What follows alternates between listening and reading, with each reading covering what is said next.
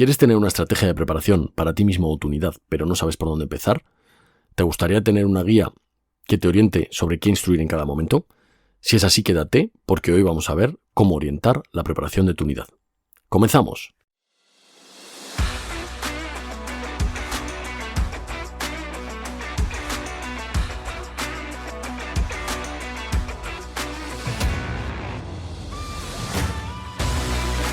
Bienvenido al podcast de Jefe a Líder. Si eres profesional del mundo de la seguridad, pública o privada, mandas un equipo o perteneces a uno y no te conformas solo con mandar, sino que quieres liderar e influir de verdad en tu equipo de trabajo, debes seguir formándote, pero no un periodo de tiempo limitado, sino toda la vida. Para ello, en este podcast voy a intentar ayudarte de dos maneras: aportando contenido de valor que pueda serte útil en el día a día y proporcionando ideas o consejos para que puedas aplicar ese conocimiento de forma inmediata, con el objetivo de hacerte más corto el camino hacia el éxito personal y profesional. Soy Jesús Soler y, si me lo permites, voy a acompañarte en este camino de aprendizaje y crecimiento. ¡Comenzamos!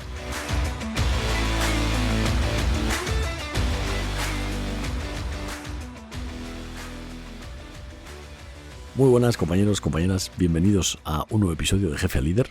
Esto es un podcast de liderazgo y seguridad orientado a profesionales del mundo de la seguridad, fuerzas y cuerpos de seguridad del Estado, militares, seguridad privada, para ayudaros a avanzar más rápido en lo personal y en lo profesional. Soy Jesús Soler y vengo a intentar, como os digo, aportaros contenido de valor para que podáis avanzar más rápido, tanto en el aspecto de liderar vuestro equipo de trabajo como en vuestra vida profesional. ¿Qué vamos a ver hoy? Hoy vamos a ver cómo orientar la preparación de la unidad.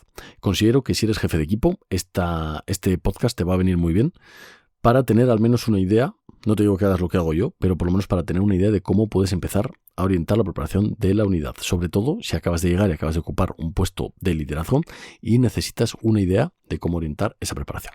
Y si no, eres jefe, no te preocupes, porque puede serlo en el futuro, puede que lo seas en el futuro, la vida da muchas vueltas y nunca se sabe. Y si no, te va a servir para orientar tu propia preparación. Así que quédate porque empezamos. Si eres un mando intermedio y acabas de coger tu unidad y no sabes por dónde empezar a preparar a la gente, yo te recomendaría que pruebes esta guía o que cojas las ideas que te sirvan y descartes las que no. Yo os voy a compartir esto, que es una idea mía y yo la he utilizado varias veces como guía para preparar unas unidades. Aquí no he cogido todo lo que yo suelo utilizar porque lo mío es más específico. Yo soy militar y es más específico para lo que tenemos que preparar en algunas ocasiones. Entonces he añadido o quitado cosas. Aquí he puesto lo que yo considero fundamental para todo profesional de la seguridad y que, independientemente de que seas policía militar o seguridad privada, te va a servir para tu desempeño profesional. Entonces, unas consideraciones previas que considero muy importantes antes de empezar y que tenemos que tener todos en cuenta cuando vayamos a formar nosotros o cuando tengamos una unidad gente que va a formar a otras personas. Estas consideraciones son: la primera es que siempre busquemos una formación realista y actualizada. Es decir, yo, antes de iniciar una formación del tipo que sea, tengo que hacer un trabajo de investigación, hacerlo yo o delegarlo a alguien, para ver cuáles son las últimas tendencias en ese tipo de formación. Recoger toda esa información y filtrarla y dar lo que yo considere más importante para la gente. Y además voy a intentar que todos los supuestos que yo haga o todos los ejercicios tácticos, digamos, sean lo más realistas posibles. Tanto a la hora de aplicarlo, es decir, imaginaos que estamos haciendo cuerpo a cuerpo, que todas las técnicas que yo aplique sean realistas y que funcionen de verdad. Es decir, hay muchas veces que yo tendré que probar esa formación antes de dársela a los demás. Y además, si podemos hacer también realista el escenario y las situaciones a las que se van a enfrentar, pues mucho mejor. Y os pongo tres ejemplos. Uno es el que os he comentado del cuerpo a cuerpo. Si estamos instruyendo unas técnicas, tenemos que haber probado previamente que funcionan y son contundentes y que aplican al personal que vamos a formar. Segundo, por ejemplo, si estamos formando en primeros auxilios, tendremos que hacer técnicas que sepamos que están comprobadas médicamente y científicamente que funcionan. Estamos estudiando ciertas cosas del tiro que yo antes las haya probado para ver en qué se suele fallar, cuáles son los errores más comunes, qué me ha costado más a mí, cómo he conseguido retener esto o tener más precisión. Entonces, vamos a buscar siempre una formación realista y actualizada, haciendo un trabajo de investigación, recopilando toda esa información, probándola e impartiéndola a los demás. También os diría que os hagáis una tabla y pongáis en cada objetivo que queréis alcanzar con la unidad, pongáis un objetivo y unos pasos intermedios que tenéis que cumplir, de tal forma que podáis ir comprobando si vamos a llegar a ese objetivo final. El tercer punto sería que creemos un entorno proactivo. Hay muchas veces que por la enseñanza tradicional de la que venimos, estamos muy acostumbrados a que un profesor llegue de una masterclass de 50 minutos, tritura el cerebro a la audiencia, aunque sepa muchísimo, porque igual es doctor en matemáticas, le pega una triturada a la audiencia que para qué y se va. Y él se queda tranquilo porque ha dado su clase magistral. La gente no ha aprendido nada, pero él está muy tranquilo. Y además se permite el lujo de que cuando alguien participa o intenta aportar o pregunta dudas, lo ridiculiza delante de los demás. Bueno, pues esto es el caldo de cultivo perfecto, que sucede mucho más de lo que nos gustaría. Es el caldo de cultivo perfecto para que la gente no aprenda nada.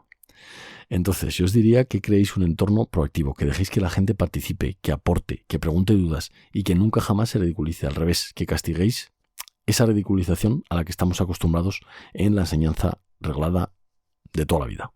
También es importante que empecemos a modernizar nuestra forma de enseñar. Y es, como he dicho antes, que acabemos con las clases magistrales. Yo tengo una teoría y es enseñar siempre lo que yo soy capaz de retener. Es decir, si yo me estudio un tema para dar una clase y yo he podido retener el 20%, ¿por qué voy a dar el 80%? Voy a darles ese 20%, que probablemente sea lo más importante. Entonces, lo que sí que es, digamos, para remarcar, es que ese 20% sea lo más importante, ¿vale? Para que se vayan con las ideas que yo quiero, sí o sí, que interioricen. Y probablemente al hacer esto se me van a quedar clases de 20 o 30 minutos. Al darle solo lo que yo he podido retener, es fácil que se me quede una clase de 20 o 30 minutos. Y si luego tengo que dar otra, la doy, pero con descanso entre medio. Y así también vamos a reducir mucho el tiempo de clase y la atención que la gente es capaz de poner. Y por tanto, la retención. Otro punto muy importante es no alimentar el ego del instructor. Hay muchas veces, yo lo he visto varias veces, que el profesor sale de clase y si los alumnos no han retenido nada, él se lava las manos diciendo que él ya ha dado la clase y ya tendrían que saberlo. Pues hombre, si es uno el que no se ha enterado, es probable que la culpa sea suya. Pero si es el 90% de la clase, es muy probable que la formación no haya sido como ha tenido que ser.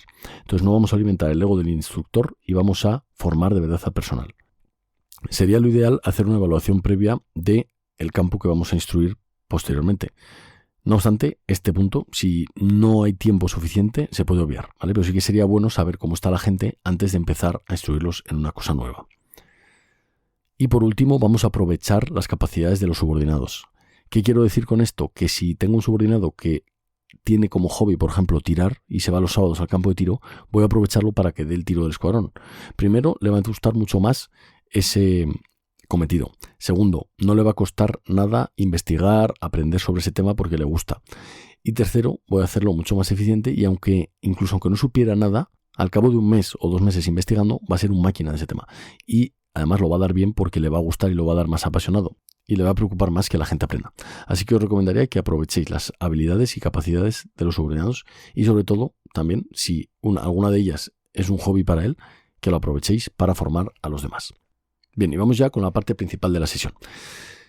Lo primero que tengo que deciros es que esto es una guía, coged lo que os sirva, descartad lo que no o introducid lo que a vosotros os parezca más importante, ¿vale? Yo os voy a decir lo que a mí me parece importante para todos los profesionales de la seguridad. Lo primero que me parece importante es siempre tender de lo individual a lo colectivo. Vamos a instruir primero todas esas habilidades que van a hacerme un buen profesional y después vamos a ir a los supuestos colectivos y a instruir y adiestrar todo aquello que incluye al equipo. Independientemente de lo grande que sea o pequeño que sea el equipo, puede ser un equipo de escoltas, puede ser los 3 policías que van en un Z o puede ser una sección militar. Siempre vamos a instruir primero al individuo y después al colectivo. ¿Y por dónde podríamos empezar esa formación? Bien, yo os voy a dar aquí un orden priorizado de lo que yo considero fundamental para todo profesional. Y estos son 5 aspectos. Primeros auxilios en combate, o el famoso TC3 o TCCC, Tactical Combat Casualty Care, que es, digamos, un sistema de formación para los primeros auxilios en combate que han sacado los americanos a raíz de las lecciones aprendidas de Irak y Afganistán. Entonces es un programa muy completo y que yo considero fundamental y que además puede no solo salvar nuestra vida, sino la de terceros, tanto profesionales como civiles. Así que os recomendaría que esto fuera lo primero que instruyerais. El resto de cosas son el tiro, el cuerpo a cuerpo, las transmisiones y la navegación. Por este orden: TC3, tiro, cuerpo a cuerpo, transmisiones y navegación.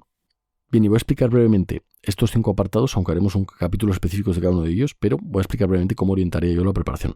El TC3 no tiene más, es un programa como tal, completo, que si se hace bien, debe hacerse completo. Entonces no nos vamos a salir de ahí, porque ya está aprobado por los americanos y certificado por una organización que se llama NIMD, que digamos es la que le da validez a esos cursos, ¿vale? Yo es lo que sí que os recomiendo, que si vais a formaros en este sentido, busquéis una empresa, que en España ya hay bastantes empresas o asociaciones que dan esta formación por un precio bastante reducido y certificadas por NIMD, es decir, es un curso oficial.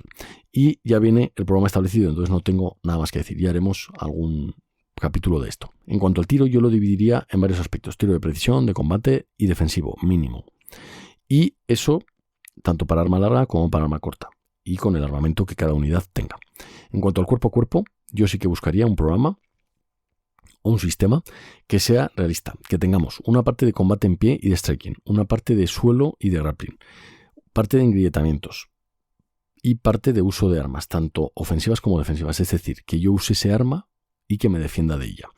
Y todo esto que se encuadre en un entorno táctico, que es en el que nos vamos a desenvolver nosotros y en el que vamos a desarrollar nuestros cometidos. En cuanto a la navegación, yo tendería tanto a manejar un mapa normal, es decir, aprender a manejar un mapa, como a la navegación digital.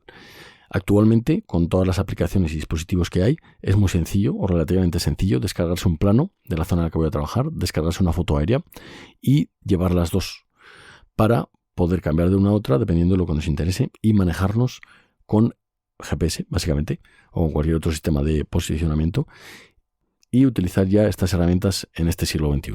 En cuanto a las transmisiones, yo me centraría tanto en aprender a manejar los dispositivos que tengamos de transmisiones, como en partes y mensajes típicos de las situaciones más comunes a las que nos podamos enfrentar.